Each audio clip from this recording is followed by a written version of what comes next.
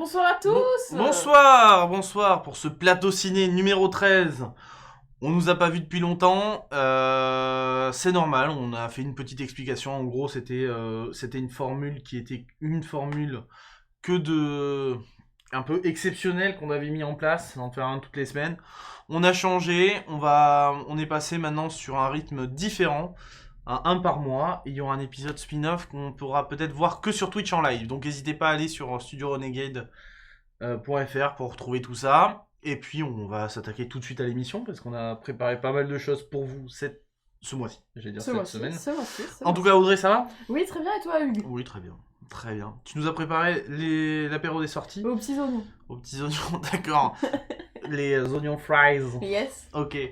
On se lance tout de suite sur l'apéro des sorties. Ah, mais direct sans transition, il n'y avait pas plus de blabla avant ? Non, finalement, non. Okay. Il n'y a pas plus de blabla. Alors, je vous ai préparé un petit apéro des sorties. Faut tenir en 1 heure. J'explique vite fait un petit peu comment j'ai organisé ça. Oui, parce que ça a changé, ça aussi. En tu peux mensuel.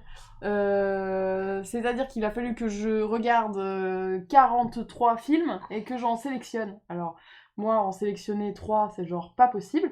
Du coup, j'ai fait par ordre de suscitement d'envie, un petit peu. Voilà. Donc... T'as commencé par ceux vraiment... Par ceux vraiment où, limite, j'ai lu le synopsis, je me suis dit, ok, ça, j'y vais. Ok. Donc, dans les ok, là, j'y vais, qui s'appelleront donc apéro des sorties, les bouchées à ne pas rater, nous avons... qui sort, je les ai... On ne diffuse plus de bande-annonce. On ne diffuse plus de bande-annonce. Je les ai... mis par date, je vous l'ai dit par date de sortie. Ce qui est très bien. Après, on a tous des sensibilités différentes, on est bien d'accord. Alors, j'ai commencé par J'irai où tu iras, qui sort donc mercredi. Ouais. Qui est le nouveau film français. Qui est un film français. Il y a beaucoup de films français ce mois-ci. Qui est donc le nouveau film de Géraldine Nakache, toujours en compagnie de Leïla Bekti. Wow, c'est 10 ans après Tout ce qui brille. C'était bien Tout ce qui brille. C'était pas mal Tout ce qui brille. C'était pas mal, c'est pas ouf, mais c'est... 10 ans plus tard, on retrouve ce duo qui fonctionne hyper bien à l'écran. On retrouve dedans aussi notamment Patrick Timsit. C'est une comédie d'1h40 qui parle d'une famille. Et alors, Leïla Bekti et Géraldine Nakache jouent deux sœurs qui ne se parlent plus, ne s'aiment pas, ne partagent rien de particulier. D'accord. Il y en a une qui est thérapeute et l'autre qui... Limite, tu le vois là, elle regarde pas dans le même sens. Ça. Et l'autre qui est chanteuse, mais pas chanteuse n'importe comment. Là, pour le coup, elle a une audition pour être dans les chœurs de Céline Dion. Ah d'accord. C'est quand même pas rien. D'où j'irai où tu iras. D'où j'irai où tu iras. Et le père s'arrange un petit peu pour que ce soit sa sœur qui l'accompagne et pas lui. D'accord. Donc, on suit un petit peu ces deux sœurs qui savent pas comment vivre ensemble et qui limite se supportent pas, mais qui sont quand même sœurs. Alors, il y a des choses qui se jouent derrière. Donc, voilà. Moi, ça me donne toujours envie. Les deux à l'écran, je trouve toujours ça... Il y a une bonne alchimie. Ouais, il y a un truc qui se passe. C'est plutôt pas mal et j'aime beaucoup Leïla Bekti aussi, donc ça n'aide pas. C'est qui elle ? J'arrive pas à savoir. J'ai plus son nom. J'ai plus son nom. Oui, mais on sent qu'elles vont se rapprocher à la fin. Oui, évidemment. C'est encore l'histoire bateau. Ça reste une comédie, donc c'est une comédie sur fond dramatique de famille, tu vois. Donc, mais enfin voilà, Tout ce qui brille, c'était de la bonne humeur, donc là, je me dis, ça peut n'être que de la bonne humeur aussi. Ensuite, sorti le 9 octobre, nous avons... c'est ma sortie, moi, ça. Perso, le tant attendu Joker, avec Joaquin Phoenix, dans le rôle du Joker, où on suit pendant le film l'histoire originale de cet ennemi juré de Batman, et... ce Némésis, pourrait-on dire. Et donc voilà, on retrouve dedans Robert De Niro, Zazie Beetz. Ah, Robert De Niro. À mon avis, Robert De Niro, ça sera un peu le méchant du film caché, tu vois. Je pense que c'est à cause de lui que le Joker devient Joker, qui a le déclic. Parce que De Niro a l'air de jouer un mec qui bosse à la télé, qui fait passer des humoristes sur son antenne. À mon avis, il va le démonter. C'est un ancien humoriste, De Niro aussi. Il pourrit son ego, certainement. Et du coup, le mec était déjà pas très net de base. Et va virer. Les affiches sont top. Donc, c'est réalisé par Todd Phillips. Le film va durer 2 heures et Et on attend de voir ce que ça donne, quoi, parce que le Joker, c'est quand même un rôle pas facile, et en même temps, Joaquin Phoenix, ça reste quand même un acteur assez épatant. Extraordinaire.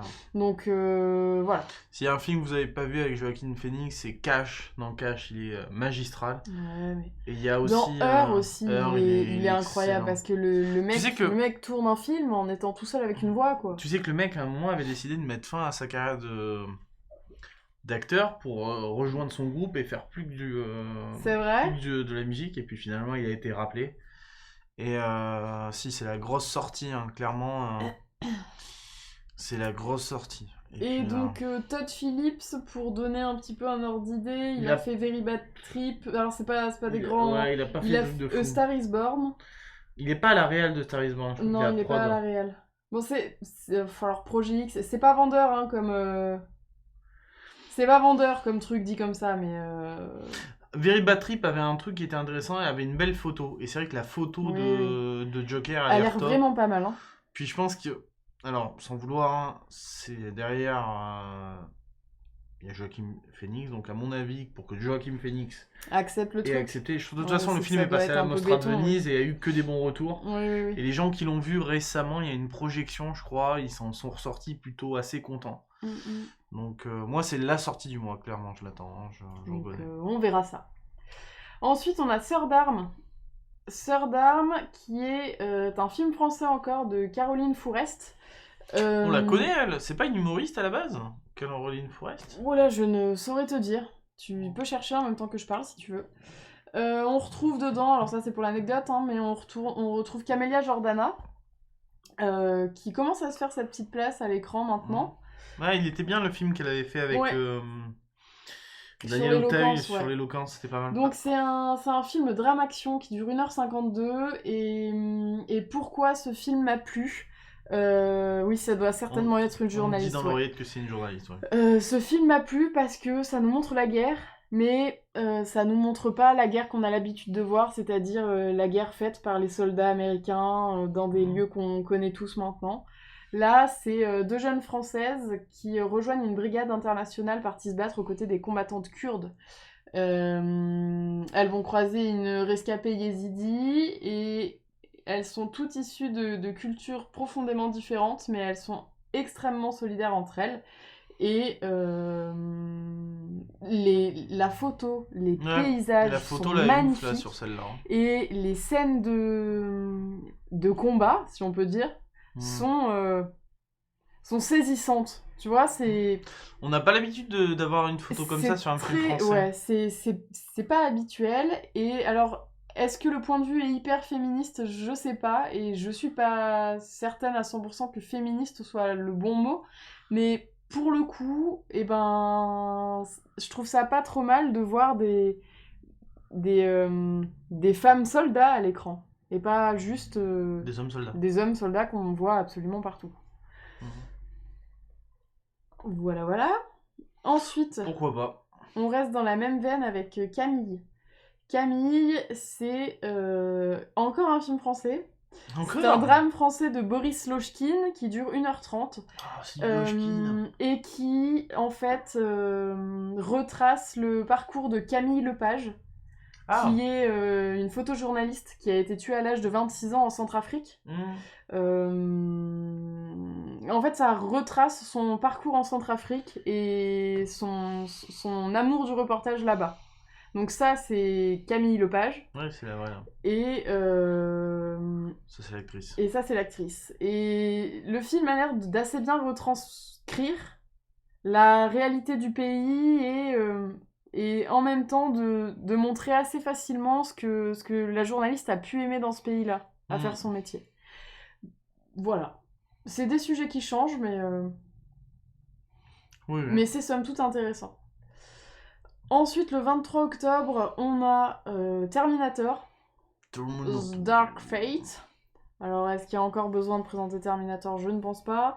C'était pas vraiment dans mes films, moi, qui me tentent le plus, mais en même temps, ça reste une grosse sortie.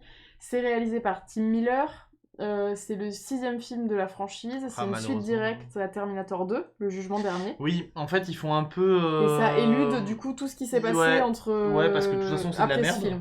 3, 4, 5, c'est de la merde. Voilà, comme ça c'est dit. Et là, Linda Hamilton, c'est la vraie Sarah Connor des films 1 et 2. Bah voilà. Donc, ouais.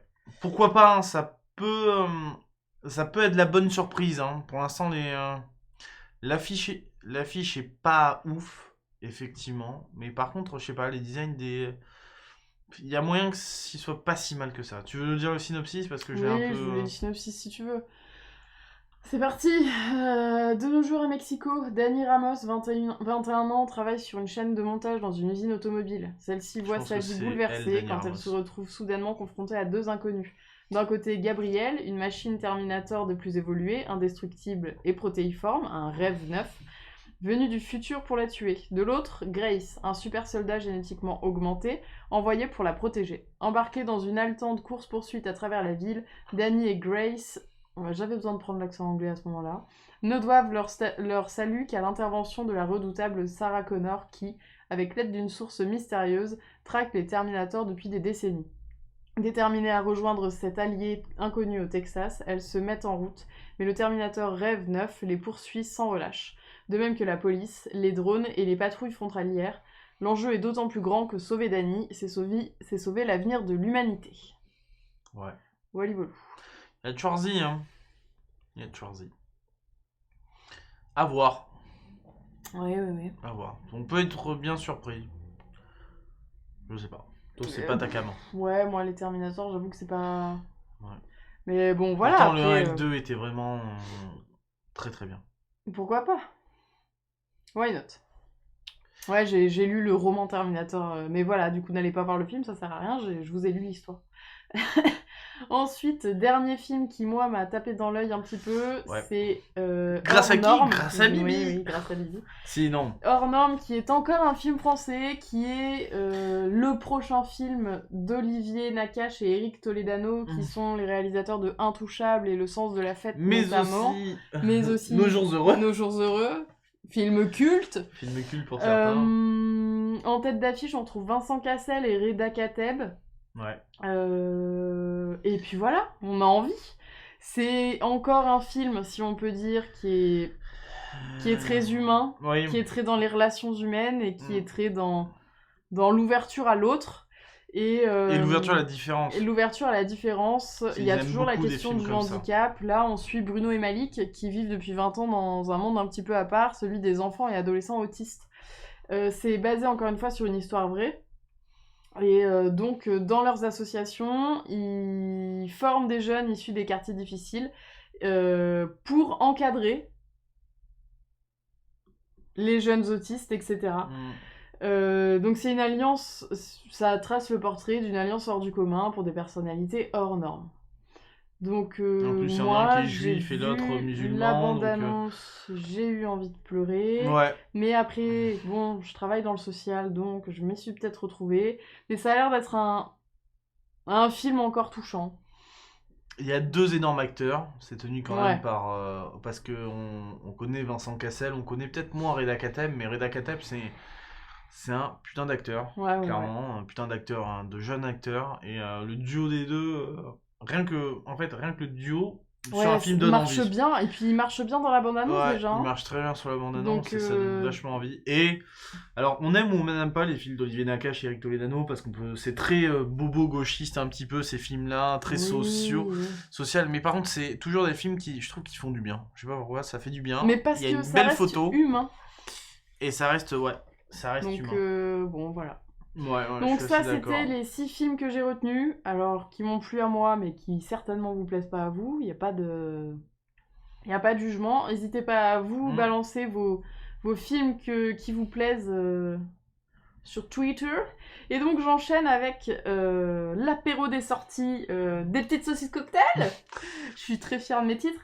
Ça, c'est les films qui m'ont tapé dans l'œil, mais que je me suis dit, à un moment, il faut que t'en sélectionnes et que tu t'arrêtes un petit peu, parce que sinon, on va pas s'en sortir. Donc, on commence avec Vous êtes jeune et beau, avec Darmon et Balasco en tête d'affiche. Et ce film, j'ai bien envie de le voir, mais déjà parce qu'il y a Gérard Darmon, donc je suis biaisée du départ. On suit deux vieux, donc un couple de vieux, qui a du mal à finir un petit peu les fins de mois. Et du coup, le personnage de Gérard Darmon se lance dans les combats de vieux clandestins. Non mais, alors, le pire, c'est que c'est un film qui... Ça peut être... Ça se veut un peu sérieux, en plus. Mais en même temps, le pitch te donne tellement envie de rire.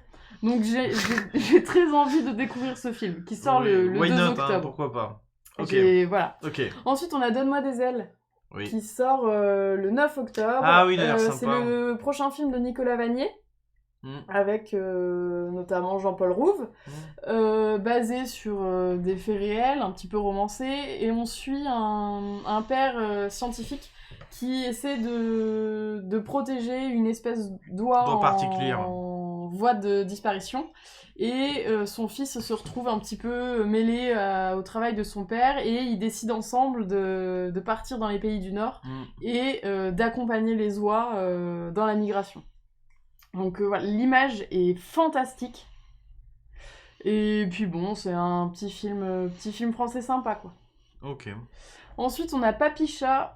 Et pas Papy Chien. Papy Chien. Papy Chat, c'est un film... bon, c'est pas un truc qu'on a l'habitude de voir.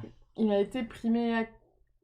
Il y a une Cannes. Il sort le 9 octobre encore. Le pitch, en fait, c'est dans les années 90 en Algérie. On suit de jeunes Algériennes qui sont très attirées par le stylisme et qui créent leurs robes et les vendent un petit peu à la volée dans les boîtes de nuit ou les trucs comme ça. Et sauf qu'elles se retrouvent à un moment confrontées aux interdits vestimentaires de la femme et autres interdits, et notamment le voile et la burqa. Et elles vont, à leur échelle, essayer de lutter contre ces interdits-là. Donc voilà, ça donnait un peu envie, ça a un peu attisé la curiosité. Ensuite, on a La fameuse invasion des ours en Sicile, qui est un film d'animation qui retrace l'histoire d'un papa ours qu'on voit au milieu, là, qui a perdu son fils ours, et qui, du coup, va chez les humains chercher son fils. Parce qu'il s'est dit « Mais mon fils doit être en Sicile !» Et alors, l'histoire paraît pas ouf, mais j'ai trouvé les images vraiment, vraiment chouettes. C'est italien ou pas ? C'est pas italien. Non. Mais j'ai trouvé les dessins vraiment chouettes, donc pourquoi pas. On a ensuite Retour à Zombieland. Ouais, je pense que certains auraient mis dans le top. Oui, mais moi aussi j'ai hésité, mais juste parce que c'est... Moi, je suis pas fan de Bienvenue à Zombieland. Moi j'ai beaucoup aimé Zombieland, ça m'a fait beaucoup marrer. Donc d'office, Retour à Zombieland, je le mets dedans, mais j'irai peut-être pas le voir au ciné. Tu vois. Ouais. Mais bon, voilà, donc Retour à Zombieland, qui est la suite de Zombieland. Ensuite, pour... Quoi ? Oui, vas-y. Pour les adorateurs des aventures de Shaun le Mouton, il y a un nouveau film qui sort le 16 octobre, qui s'appelle La Ferme contre-attaque. Cette fois-ci, c'est Objectif Laine. Petit jeu de mots avec Objectif Lune, parce qu'il y a un petit personnage extraterrestre. Puis La Ferme contre-attaque. Voilà. Donc, voilà. Ensuite, on part sur du grand film. On a La Vérité si je mens, les débuts. Donc, évidemment, ce ne sont pas les acteurs qu'on a l'habitude de voir dans La Vérité si je mens. Qui retrace les débuts de ces personnages qu'on connaît tous, qui sort le 16 octobre aussi. Ensuite, on a Fahim. Et Fahim, limite, j'ai failli le mettre dans mes 6 premiers. Fahim, c'est un film français où on retrouve notamment Gérard Depardieu, et je l'ai trouvé saisissant dans la bande-annonce, et je me suis dit, pourtant c'est pas un rôle de fou qu'il joue, il joue un professeur d'échecs. Et en fait, Fahim, c'est le petit garçon qu'on voyait sur l'affiche qu'on ne voit plus. C'est un petit garçon indien qui est venu en France avec son papa, et en fait, on suit les aventures du papa pour avoir les papiers, le droit d'asile, etc., etc. Et le petit garçon est très fort aux échecs. Et donc, du coup, il débarque là, dans ce cours d'échecs, et tout de suite, c'est un prodige, donc il se crée un truc, quoi. Mais juste parce que Depardieu, mine de rien, dans les rôles comme ça, moi je l'aime beaucoup. Je me suis dit, ce film, voilà. Et enfin, on a Abominable, qui est le nouveau film d'animation des créateurs de Dragon. Et ça se voit beaucoup sur le design. Voilà, sauf que cette fois, le personnage principal, c'est un Yeti. Oui. Effectivement. J'enchaîne très très vite. En fait, quand je me suis chronométrée, j'ai pas du tout compté les temps de parole pour toi. Ah, mais je parle pas beaucoup, mais ça si, va. Là, ça va, mais au début, tu m'as beaucoup interrompu. Ensuite, c'est les films que je me suis dit, bon, je les mets, bon, mais n'abusons pas non plus de l'apéro. Il y a le film Chambre 212, qui est un film français qui a l'air complètement what the fuck, où on retrouve dedans Camille Cotin et Benjamin Biolay. C'est un truc qui se passe sur plusieurs temporalités. C'est l'histoire d'un couple qui va plus trop bien parce que la femme a trompé son mari, mais sauf que du coup elle se retrouve face à son mari mais plus jeune. Mais en fait, ça a l'air un peu décalé et puis bon, peut-être en film du dimanche, ça peut passer. Ensuite, on a Maléfique, le pouvoir du mal, qui est la suite du premier film Maléfique. Alors je l'ai mis là. Moi, ça m'intéresse pas comme film et j'ai pas accroché du tout à cet univers-là, mais je me dis, il y en a qui ont accroché, donc c'est important de dire que ça sort. Ça sort le 9 octobre toujours. Ensuite, on a Mathias et Maxime, qui est le nouveau film de Xavier Dolan, qui a fait Mummy, qui était un film absolument extraordinaire et génial, mais qui a aussi fait, on en a parlé dans un autre plateau ciné, Ma vie avec John F. Donovan. Non, pas Fitzgerald. J'aurais pu le mettre dans les films que j'ai envie de voir, juste parce que c'est du Dolan, mais c'est encore un film sur l'ambiguïté des amitiés masculines, enfin des amitiés homme-homme, et la question de l'homosexualité homme. Et je crois qu'il fait trop de films, Dolan. Il faudrait qu'il se pose quelques années. Peut-être que c'est le film de trop sur ce thème-là. Et revenir. Mais bon. Voilà. Ensuite, on a Angry Birds, le nouveau, qui sort aussi le 16 octobre. Sorry We Missed You, qui sort le 23 octobre, qui est un film britannique et qui suit une petite famille britannique dont le père se met à son compte pour être chauffeur-livreur. Et il a l'air sympa. Et enfin, on a Les Municipaux Trop c'est trop, qui est la suite de Les Municipaux. Et je vous laisse aller voir la bande-annonce pour vous faire un avis. Moi, perso, m'envoyez pas voir ce film. C'est la suite, ouais. Voilou. Et maintenant que tu leur as dit qu'on avait le droit, qu'on avait peut-être décidé pour un film. C'est mort. J'ai pas vu le premier, je peux pas aller voir celui-là. Ok, bon, on passe aux entrées, parce que moi, l'apéro c'est bien, mais on va parler des entrées. Oui, mais bon, à un moment, faut y aller, quoi. Parler des news. Non, alors, moi, les films que j'ai vraiment envie de voir, par contre... T'as pas balancé les affiches pendant que je parlais? Si. Il n'y avait pas d'affiche sur... Ah non, pour les derniers, là, il n'y a pas d'affiche. Si, pardon. Pour revenir 30 secondes aux sorties, moi, je compte vraiment aller voir... Joker et Hors Norme. C'est vraiment les deux films que j'ai vraiment envie de voir. Après, oui, complètement. Et je pense que Joker fera partie sera le prochain film central de Plateau Ciné, qui est quand même peut-être la plus grosse sortie que Hors Norme. Oui, très certainement. Mais voilà. Alors, quelques news. Une news sur Matrix 4.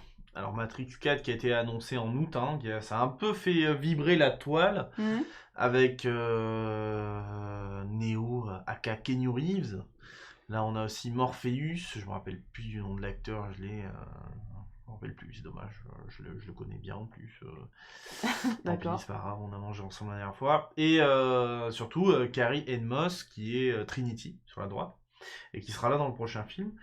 La petite news, c'est qu'en fait, Keanu a lu le script, a lu le script de Matrix 4, et a déclaré que c'était très ambitieux, comme on pouvait s'y attendre. Et que voilà, il est vraiment chaud pour le film, il est vraiment emballé. Le film sortira théoriquement en 2000. Laurence Fishburne, c'est. Le film sortira en 2021. Et puis voilà, il y avait des rumeurs comme quoi Matrix serait lié à John Wick, mais en fait non apparemment. Parce qu'en 2020, je crois qu'il y aura John Wick 4, qui est la suite à John Wick 3, par ça se tient. Mais qui sont des très bons films d'action d'ailleurs, qu'on peut conseiller. Et comme il a un planning un peu chargé entre aussi ça, c'est lui qui a fait la voix VO du Captain Cascou là, dans Toy Story 4. Le Canadien, c'est lui qui fait la voix VO. Jean. Et en plus de ça, il est dans Cyberpunk, le jeu vidéo 2077, et c'est lui qui prête sa voix à un des personnages, donc du coup il a un carnet un peu de bord bien chargé, mais en 2021 sortira normalement Matrix 4, toujours des sœurs Wachowski. qui ont fait Sense8 récemment. Ok. Voilà. Ensuite, l'autre news, c'est que Kevin Feige, ou Feige, je sais pas comment dire en anglais.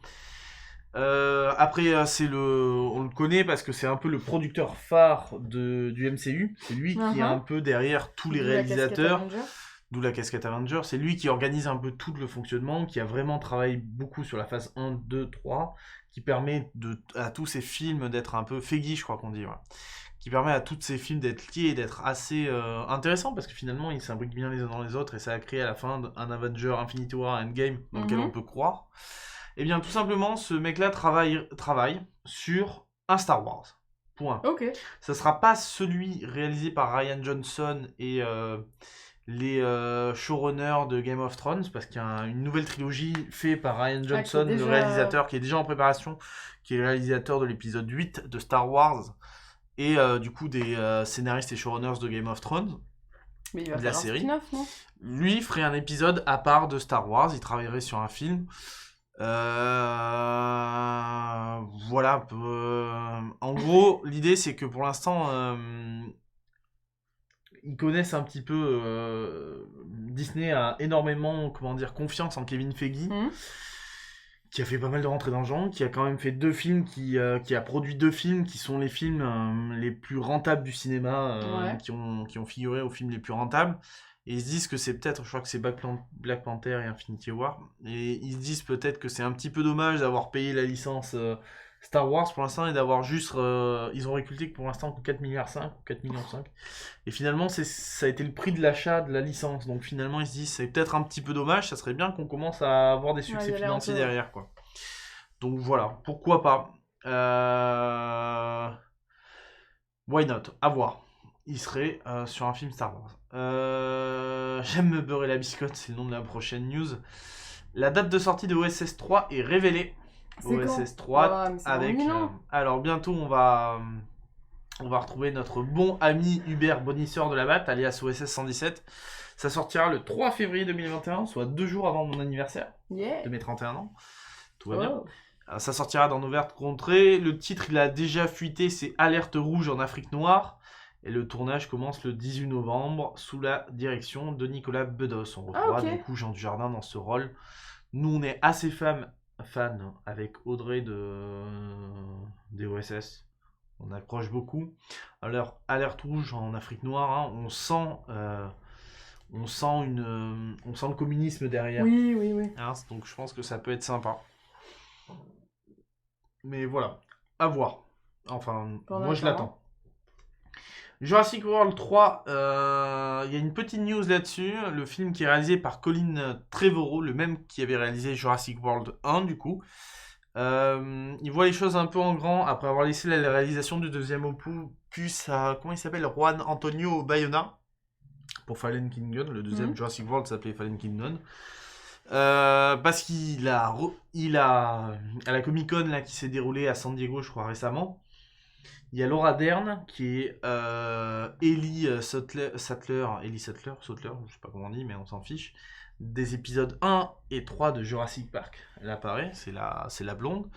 Bah, elle sera dans Jurassic World 3. D'accord. En plus de Sam Neill, qui est le personnage principal de Jurassic Park 1 et 3, qui est le professeur Alan Grant, et de Jeff Goldblum, qui est le professeur Ian Malcolm, qu'on peut voir dans l'épisode 2, mais aussi dans Fallen Kingdom. Donc du coup, il remet les personnages de la première trilogie au centre à la fin de cette dernière trilogie, un peu pour attirer les fans, je pense. Et du coup, ça va permettre... surtout qu'ils ont des rôles en plus bien importants dans l'histoire. Et du coup, ça permettra peut-être à d'autres personnes qui n'ont pas encore voulu voir les Jurassic Park parce qu'ils ont dit c'est plus les mêmes acteurs, etc. À revoir. Et ça a été super accueilli par les gens qui sont fans de la franchise. Juste pour dire un autre truc sur Jurassic World, il y a un court-métrage qui a été mis sur YouTube et sur toutes les plateformes qui dure 10-15 minutes, qui se passe dans un camping en Amérique et qui permet de faire le lien entre l'épisode 2 et l'épisode 3 de Jurassic World. D'accord. Donc c'est pas mal du tout, moi je l'ai regardé. C'est plutôt une bonne idée de faire ça. Concept, ouais. Alors je pense que les personnages qu'on voit dedans seront pas canoniques à l'histoire, c'est des personnages autres. Mais il se passe un événement majeur à la fin de Jurassic World 2 qui aura son importance et qui sera même au centre de l'intrigue de Jurassic World 3. Et du coup ça permet de faire le lien entre les deux et c'est pas mal fait. Si vous avez vu Jurassic World 2, vous savez de quoi je parle. Donc n'hésitez pas à aller regarder ce petit court-métrage. Sinon, attention, spoil. Donc, mince, pardon. J'ai pas mis l'image, mais voilà, ça c'est une image de Jurassic World 2. J'ai du mal à dire Jurassic World, c'est... Jurassic Monde, hein. Ouais. On repart sur Star Wars. Star Wars, où le PDG de Disney, alias Bob Iger, reconnaît avoir sorti trop de films Star Wars. Ah ouais. Il dit, il a dit quoi? Il a dit, je pense que nous sommes montrés un peu trop hâtifs dans nos sorties sur le marché, à lâcher le PDG. On sait que la première phase des films là sont un peu contestés sur Star Wars, pas l'épisode 7 mais l'épisode 8 qui a divisé la communauté entre ceux qui ont adoré et ceux qui ont détesté. Parce qu'il y a une grosse partie de la franchise qui s'est sentie trahie. Han Solo qui, par la critique, n'est pas bien jugé, et même assez mal vu, et que voilà, le rachat de Lucasfilm a été fait le 30 octobre 2012. Et ils se disent que peut-être sortir l'épisode 7 en 2015, on a été trop vite, on s'est trop emballé. Alors que là, la prochaine phase a l'air bien entre les séries qu'ils développent, les nouvelles trilogies faites par d'autres personnes qui ont quand même des succès retentissants avec Game of Thrones, etc. Malgré ce qu'on peut dire, ils disent que voilà, la prochaine phase sera plus agréable. C'est vrai que Mandalorian, la série sur Disney+, moi, me donne vraiment envie. Et la série sur Obi-Wan Kenobi avec Ewan McGregor qui revient, moi ça me dit vraiment beaucoup quand même. Bah après, faut voir aussi, mais... Nous on aime beaucoup, moi j'aime beaucoup Star Wars 8, donc j'ai un peu du mal quand même à être d'accord, mais malgré tout, oui, je pense qu'ils ont peut-être voulu trop lancer de trucs, tu vois, à la sortie. À part Rogue One, c'est Rogue One hein, que certains ont aimé, moi j'aime pas trop. Moi j'ai adoré Rogue One. Mais voilà, après, alors Bob Iger, c'est le monsieur qui est entre... qui est au milieu, qui est entre Harrison Ford et Mark Hamill. Ah oui, non, à côté. Et on voit rien sur ton image. Voilà, c'était tout.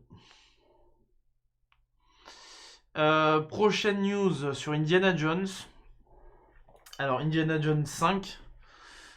Du coup, Harrison Ford, on reste un peu dans l'univers Lucasfilm, même si là c'est Spielberg maintenant qui serait à la prod de ce Indiana Jones. Alors, petite news marrante et triste.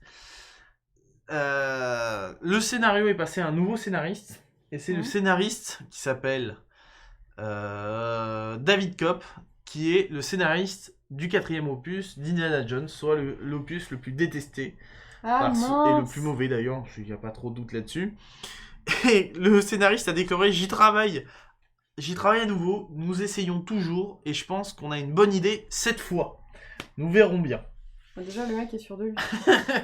Alors, faut expliquer un petit peu ce qui se passe avec Indiana Jones. Il y a un Indiana Jones qui est en préparation. Le problème, c'est qu'ils sont en train de caler sur le scénario. Ils ont vraiment du mal à l'écrire. Le dernier truc qui a été présenté à Spielberg a été rejeté, donc ils retravaillent dessus, mais en même temps, il n'y a qu'une petite équipe, donc le truc travaille, ça va vraiment très lentement. Ils ont un peu du mal à trouver une bonne idée. Déjà, il va falloir justifier le retour d'Harrison Ford qui a 77 ans. Le problème, c'est que Harrison Ford, il a dit « Indiana Jones continuera que si je suis dedans ». Il veut pas que la franchise continue, ce qui est pas mal aussi d'un côté. Oui. Mais du coup, je pense que Spielberg veut pas aller trop contre ça. Oui, mais du coup, tant qu'il est là, il fera des films. Mais moi, je suis un peu triste de terminer l'histoire d'Indiana Jones sur l'épisode 4. J'aimerais bien qu'il y en ait un dernier qui clôture bien la série, qui se dise ciao, c'est bon quoi. Donc voilà. Par contre, il va falloir trouver une raison pour laquelle un mec de 77 piges revienne dans la nature et fasse l'aventurier. Mais voilà. Tu m'étonnes. À voir. Des news sur The Batman. On a c'est des rumeurs pour l'instant, mais Gordon et l'homme mystère serait il y aurait des tractations avec certains acteurs. Et Gordon. Qu'est-ce que tu veux dire par il y aurait des tractations? Il y aurait des négociations pour avoir des acteurs.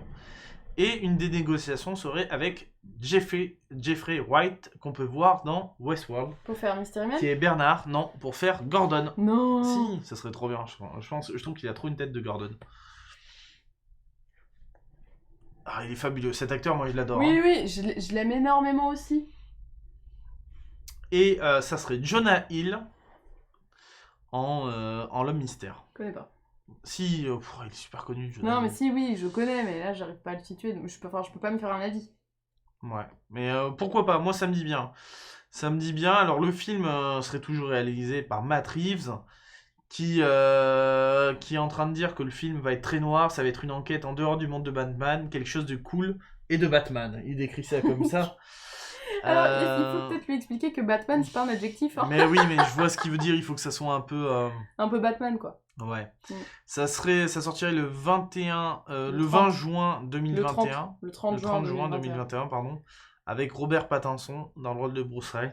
Ah, mais alors c'est dans celui-là, oui, d'accord, Ouais. ok. S'il n'est pas lié au film de Nolan, ni au DCU, on ne sait pas s'il sera lié avec le film Joker, ni avec la rumeur d'un prochain film Superman sans Jim... non, comment il s'appelle? Mince, je ne sais plus. Henry Cavill. Voilà. Parce qu'est réalisé par J.J. Abrams. Non.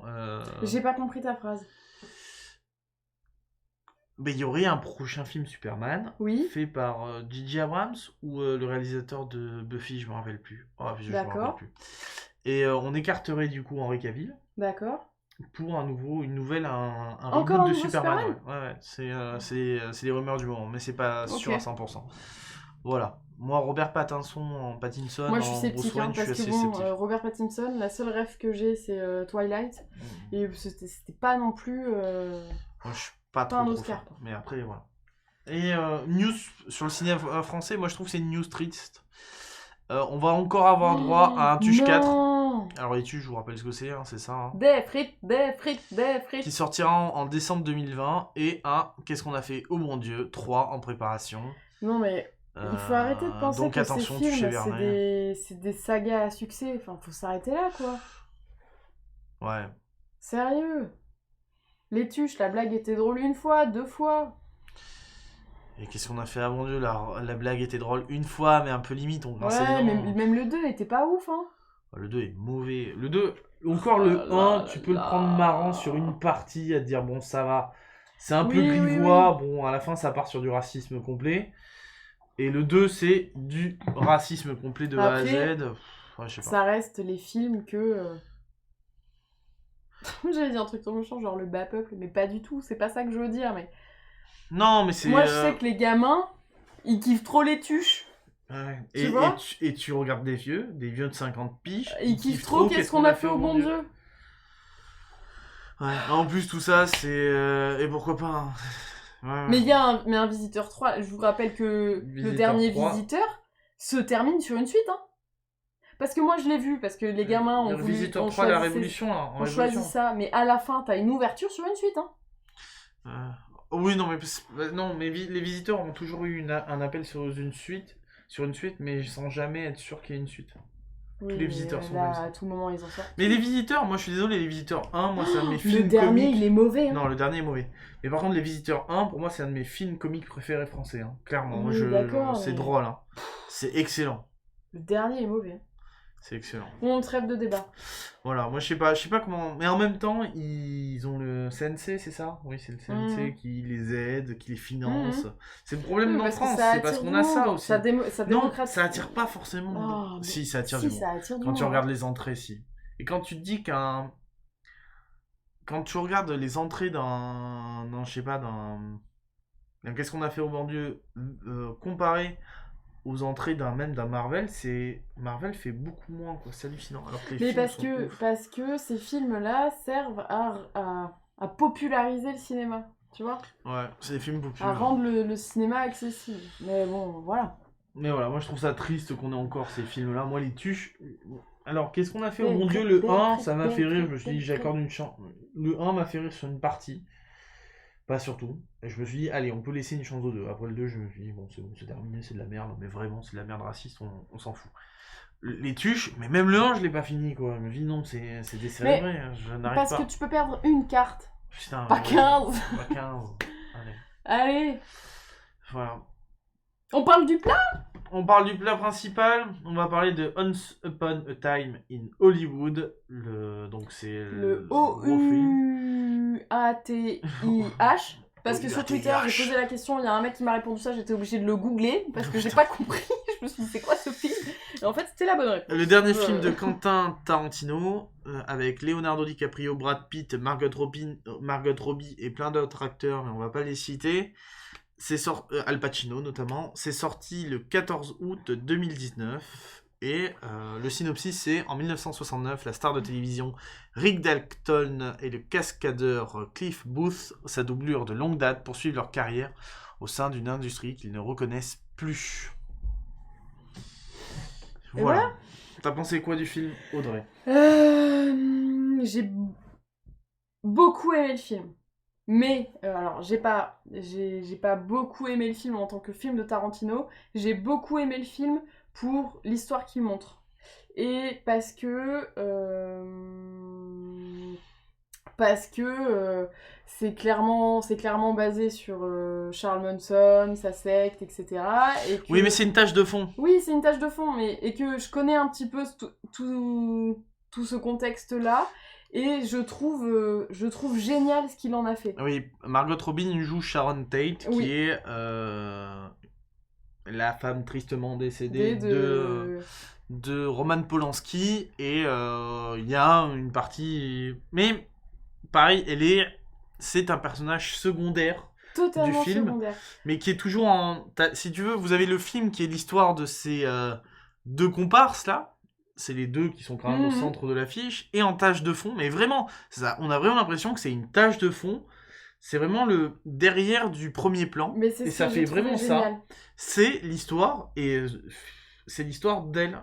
Alors que l'histoire des deux est finalement insipide, hein, parce que DiCaprio joue un acteur un peu raté qui a eu une bonne petite carrière, mais comme beaucoup d'acteurs de cette génération. Qui sait pas comment se renouveler. Et qui sait pas comment se renouveler, qui est enfermé dans des rôles d'archaïque américain, protecteur. Et lui, il y a la mode hippie qui est à fond, il n'arrive pas à trouver sa place. Et lui, il est assez viril, etc. dans ses rôles. Et c'est pas un très bon acteur. Il finit dans une série plus ou moins. Il joue le méchant tout le temps. À un moment, en fait, non, il est le héros de sa série. Mais par contre, quand il a eu du succès dans sa série, dans Bounty Hunter. Mais maintenant, il est utilisé plus comme méchant dans toutes les autres séries.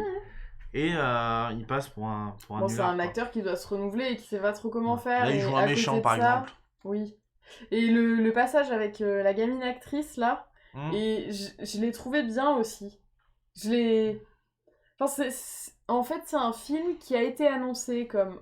Ce que j'ai beaucoup aimé, c'est que c'est un film qui a été annoncé comme étant un film qui retrace les événements du meurtre chez les Polanski par la secte de Charles Manson. Et en fait, c'est un film qui te parle des acteurs à Hollywood et de comment ils galèrent, de leur déviance, de comment ils tombent dans l'alcool, dans la drogue, dans le fait d'être dépassés humainement, dans tous ces trucs-là, dans l'image. À cette époque, en plus. À cette époque, et j'ai trouvé ça mais génial. Et aussi parce que j'ai adoré Brad Pitt. Brad Pitt que j'avais pas vu dans un film depuis une éternité, peut-être même depuis Mr. and Mrs. Smith. Sincèrement, je sais même pas quel est le dernier film que j'ai vu avec lui.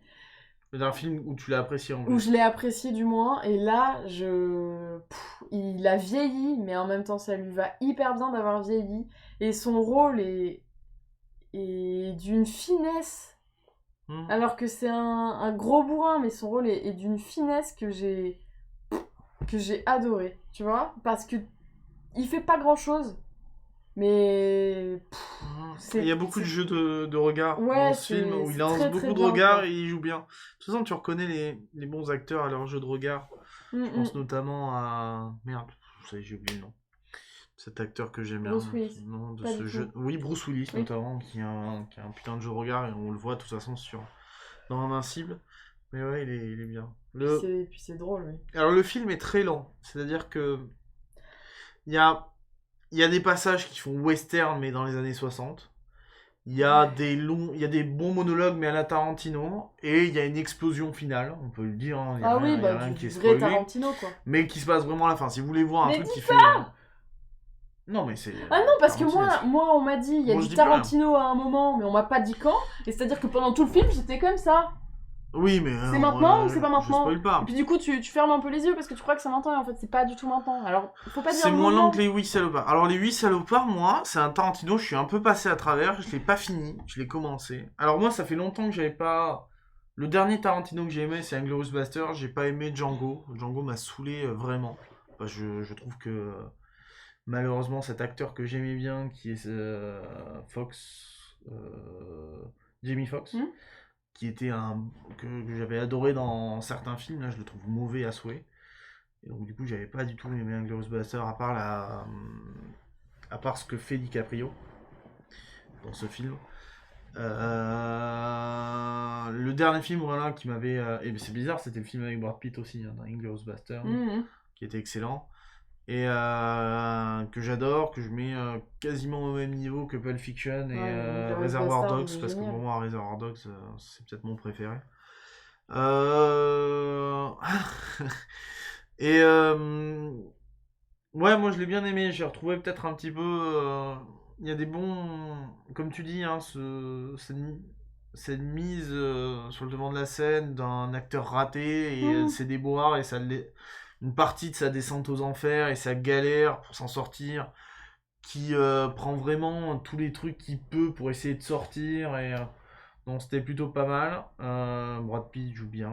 C'est intéressant. C'est intéressant. Et puis en tâche de fond, il y a toujours cette histoire de... Ouais, c'est un malaise de la qui est secte des omniprésent. C'est ça qui... Ouais, il y a une scène notamment, alors c'est pas... ça spoil pas, mais il y a une scène qui se passe dans la secte de Charles Manson. Et cette scène est tellement fidèle au témoignage qu'on a pu avoir là-dessus, et notamment au témoignage de Bryan Cranston, l'acteur de Breaking Bad ou du père de Malcolm, qui racontait que quand il était gamin, une fois, il a rencontré cette secte-là parce qu'il est venu faire une randonnée à cheval oui, c'est vrai, ouais. avec sa cousine, et que du coup, il a traversé tout ça, et tout paraît tellement fidèle, il y a une angoisse permanente, et tu te dis, putain, mais... Le mec derrière tout ça est fou, mais en même temps... Ben, c'est pas le sujet principal du film. En même temps, tu le vois pas, Charles Manson. Et en même... Si, tu le vois, on le tu le vois à 30 secondes à l'écran. Oui, mais... Et après, il disparaît. T'as pas besoin de le voir. Une petite anecdote là-dessus. T'as pas besoin de le voir plus. Non, il est omniprésent. Parce que c'est omniprésent, en fait, ce truc. Et c'est ça qui est génial, c'est qu'il a réussi à rendre un fait omniprésent dans son film, sans le montrer finalement. Sans le montrer vraiment, ouais. Et en racontant une toute autre histoire. C'est ça c'est génial. C'est un film sur un fait réel totalement weirdos qu'on n'a pas envie de voir, mais en fait qui le raconte pas, ou qui le raconte à moitié, ou qui nous montre la vie d'autres mecs. En parlant de Bryan Cranston, là je fais une digression totale. J'ai oublié de parler dans les news du film Camino, qui va sortir sur Netflix, qui sort en octobre, qui est en fait la suite de ce qui se passe à la fin de Breaking Bad. La fin de Breaking Bad, il se passe un événement, je sais pas si vous avez vu, et du coup Jesse Pinkman est obligé de fuir vers le Mexique, vers le Nouveau-Mexique, et du coup vers le Mexique d'ailleurs, et c'est l'histoire de El Camino, et moi ça sort en octobre, et moi je vais le voir parce que je suis fan de j'adore Breaking Bad, donc voilà. C'était tout. Ouais, le Manson complètement fou qui fait des chansons. Ah oui, mais... Non mais, très bien, nous on a passé j'ai passé à la fois un long et un agréable moment. C'est bizarre de se dire ça, mais je sais que le film a des longueurs. C'était lent, mais c'était pas long. Et limite, j'ai envie de le revoir. Mais tu regardes pas forcément ta parce que j'étais pas forcément... Moi, je n'étais pas du tout au courant que c'était sur Charles Manson. Enfin, j'ai compris que à la toute fin, quoi. Ouais, et encore à la fin, on a fini le film, t'avais pas tout compris. Oui, mais c'est moi qui t'ai fait les liens. Ouais, tu m'as fait les liens. Ah ouais, ça colle. Ah ouais, et bien parce que moi, j'avais pas du tout regardé le film aussi, j'avais regardé zéro bande-annonce parce que le film m'attirait pas trop de base, bizarrement, je sais pas pourquoi. Et en fait, j'ai trop kiffé. Et après, on a enchaîné sur Mindhunter avec Charles Manson qui est dedans. Donc forcément, ça te donne envie. Tu t'y intéresses un peu plus et du coup, t'as envie de revoir le film pour revoir les trucs peut-être que t'as pas perçus aussi. Parce que je suis sûr qu'il y a ça doit être bourré de petits détails. Paquet de petits détails ça, c'est sûr. qui sont des trucs. Et franchement, surtout cette scène dans le ranch qui peut être très intéressante à revoir maintenant, je pense.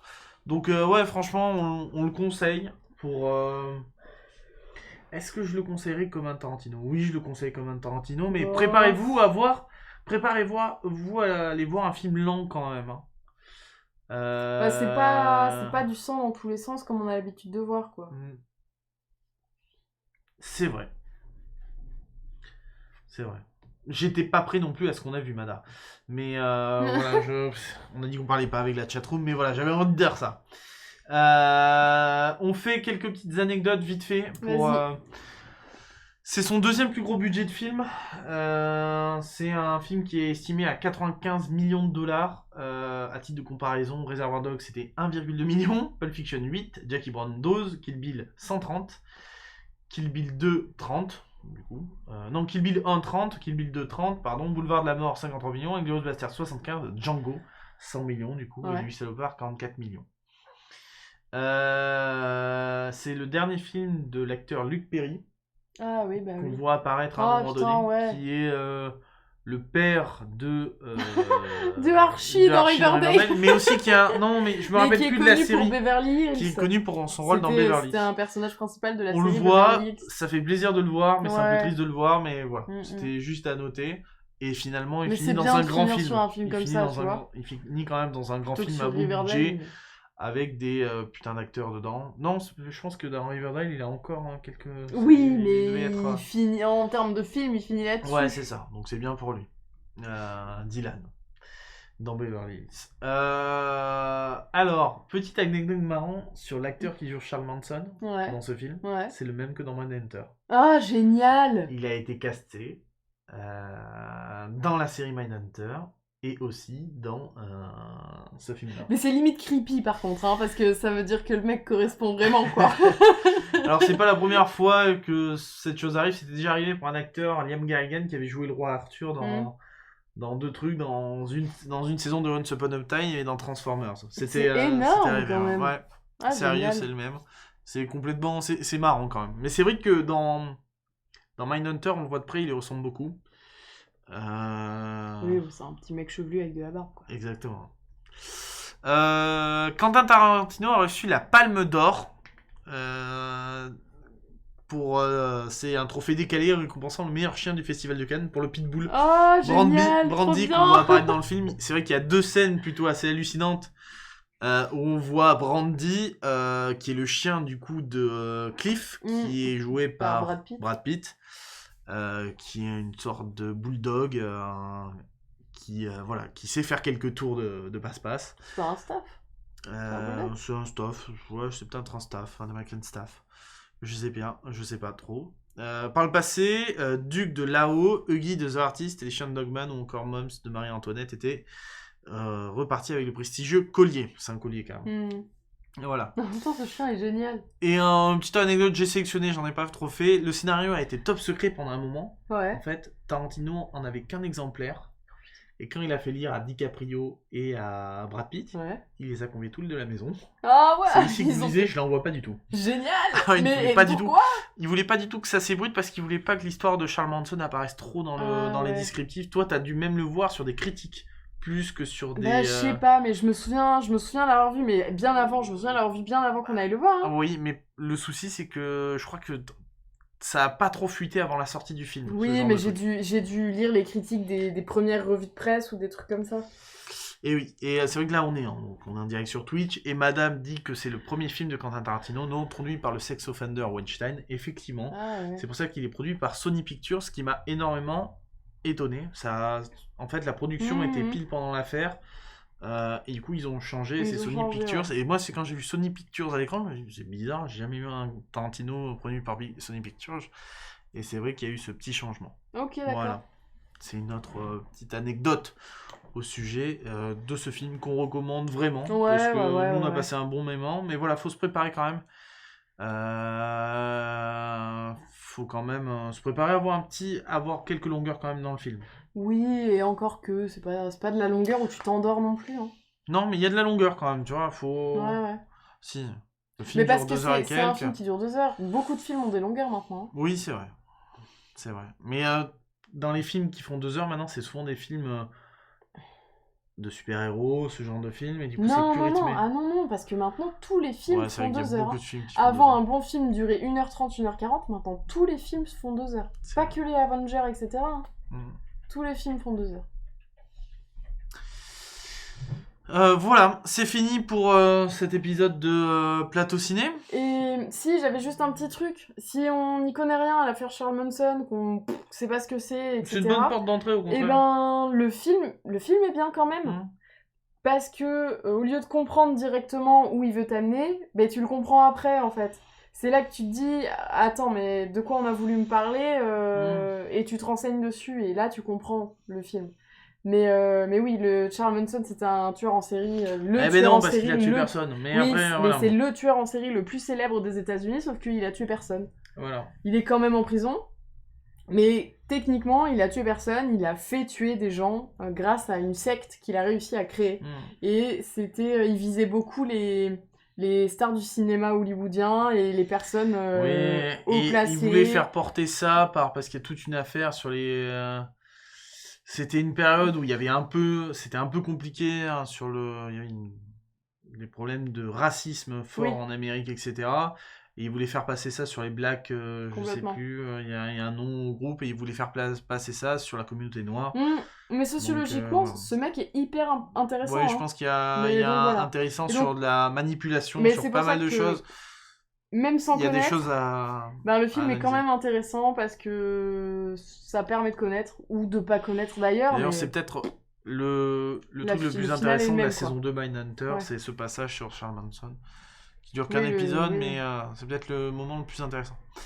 Vous pouvez retrouver tout ce qui est produit par l'association sur studiorenegade.fr. J'ai oublié de mettre les Twitter, etc. Mais vous les retrouvez de toute façon tout ici. T'as mis le Twitter de Plateau Ciné ? Non, je l'ai pas mis. Putain, le mec fait pas son taf. Non, je l'ai pas mis. Le Twitter de Plateau Ciné, on va essayer d'être un peu plus interactif. J'ai déjà pas mal commencé le truc, pour pas me mentir. Non, on aimerait bien que vous puissiez vous aussi balancer sur les films que vous allez voir et nous donner des avis sur lesquels on peut s'appuyer pour les films qu'on va nous aussi aller voir, ou qu'on puisse échanger là-dessus. Parce que du coup, on peut pas le faire pendant cette émission-là, puisqu'on prend pas en compte ce que vous nous dites, mais on peut le faire sur Twitter. Alors voilà, profitez-en. Le Twitter, c'est Plateau Ciné. C'est hyper original, un truc de fou. C'est fou, hein. Ouais, c'est un peu génial. Il va peut-être s'afficher à l'écran. Franchement, ça serait un tour de magie assez fantastique, et ce serait assez épatant. Le CM a tenté de faire une manip qui n'a pas fonctionné, et bim, Plateau _ciné, c'est nous. Et voilà, on tease des trucs un petit peu, on va essayer de teaser des trucs un petit peu avant chaque film, et on a lancé un hashtag mon plateau ciné, qu'on puisse échanger sur les films dont on parle pendant l'émission, et que vous voyez genre 6 mois plus tard, on peut revenir dessus et tout. Par exemple, hier c'était le 25 septembre, on a regardé Dead Don't Die, dont on a parlé au mois de mai. Et exactement. Voilà, c'était intéressant d'avoir un petit rappel, quoi. Exactement. Voilà. On est sûr pour l'accent... Il y a un accent à la fin de ciné dans Plateau Ciné ? Non, je pense pas. Je sais pas. On verra ça. Allez, sur ce, on vous dit à dans quelques semaines pour le spin-off, et dans un mois pour l'épisode 14 de Plateau Ciné, qui sera sûrement sur Joker, même on peut le dire.